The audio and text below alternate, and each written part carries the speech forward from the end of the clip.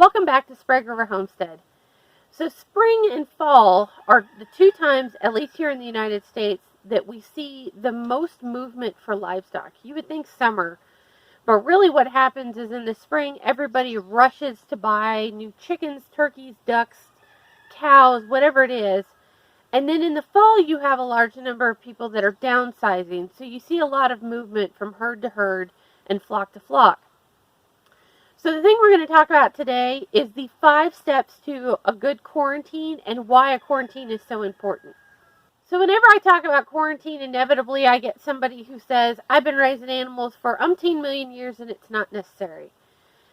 Well, you may be lucky enough to have been raising animals and be bringing stuff in for years and not having had a problem, but eventually it will catch you. I've had stuff that I've brought in where I was not diligent in my quarantine, and pretty soon I have ear mites or fur mites or whatever it is. So it actually is a really important thing to do. The whole point of the quarantine is to put new animals by themselves for 30 days or a length of time, whatever you're going to do on your farm, to give you time for them to expose any illnesses, parasites, or anything like that. It gives you an idea to make sure that they're healthy, because what usually happens when you go look at an animal, say you're looking at a goat on a farm and it looks healthy and happy, and you get it home and maybe in 2 weeks it's got diarrhea and it's dying. What happens is stress will kick off and show a lot of underlying diseases that maybe you didn't see when they were in their normal home environment. So it's a good idea to have it quarantined.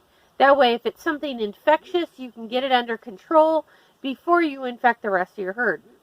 Okay, so the first step to a good quarantine is having a length of time that actually is going to do something. Now, in the rabbits, we do 30 days. In birds, I try and do at least 14 days, and that's just because it's so hard for me to keep birds separated for very long. Whenever possible, 30 days. Now, most veterinarians will tell you for dogs, cats, and things like that, it's a minimum 14-day quarantine. So somewhere between 14 and 30, whatever you're comfortable with. But for sure, they need to be completely quarantined for at least 2 weeks. All right, so when we talk about quarantine, where are you putting these animals? Well, the biggest thing is you want to put them far enough away from your other herd, similar species, or anything that could pick up a disease from them, far enough for aerosols. Okay, so this is like sneezes. We, in the rabbits, worry about buck spray, and believe it or not, bucks can sling pee up to 20 feet. So for us and the rabbits, we try and keep them in a different building entirely, just completely away, so there's no way that they're getting to them. If you're doing a bigger animal like horses, sheep, goats, that kind of thing, we try and put them in a different stall. Try and put an empty stall between them, between your existing animals and them if you can. And we actually go ahead and stall lock them and don't allow them out on pasture for at least 2 weeks to make sure that they're not carrying anything. Because the last thing I want to do is bring a goat in that's got parasites and let them infect my pasture.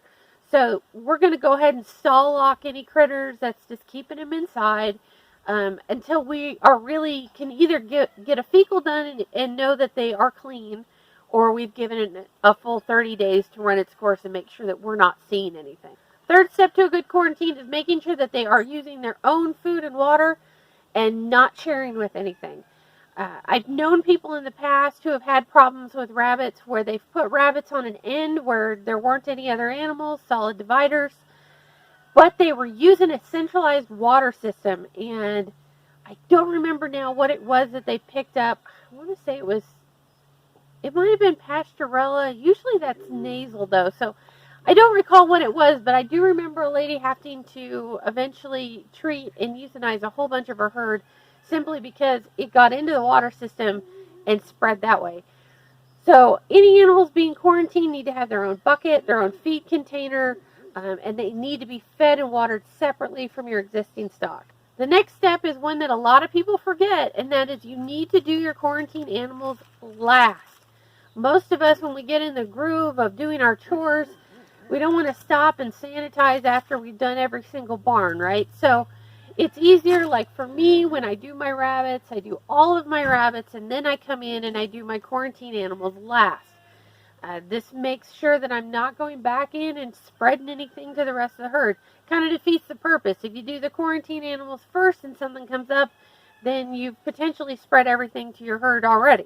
The last one is probably the most important, and that is to make sure that everybody that lives on the farm or comes to the farm or helps out on the farm knows exactly what is going on with that quarantine. And everybody does this differently. I know people who put notes on cages, whatever works for you.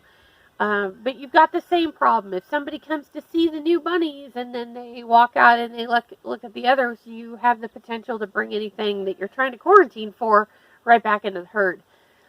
Goats, dogs, it's all the same thing, right? You don't want to be messing with them and then take them in. And it's really hard.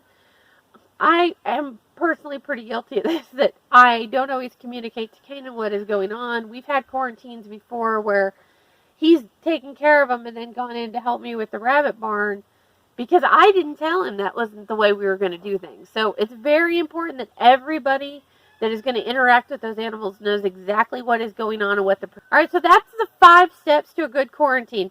Now remember, while you're quarantining, this is a really good time to build trust with this animal, to try and bond with it, and just to get it up to whatever your usual farm schedule is for worming and vaccinations. I like to, with the rabbits, I like to get them, I run them through the whole thing. So I go and I do a full health check, I do nail trims, and I go ahead and treat for Ivomec, or use Ivomec to treat for ear mites and intestinal parasites, even if I don't see anything.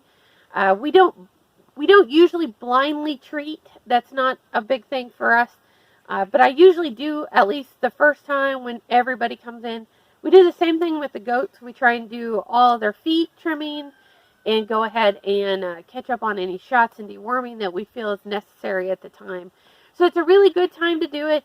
I do recommend, though, during a quarantine that you try and handle them very, very little in the first 7 to 14 days just to try and minimize their stress.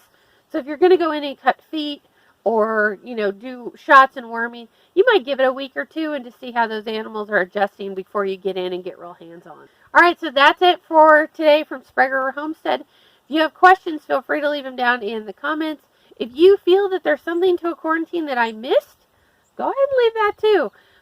Everybody does things a little differently, and maybe there's something that I'm not thinking of. So that's it for today. Happy homesteading, and we'll see you next time.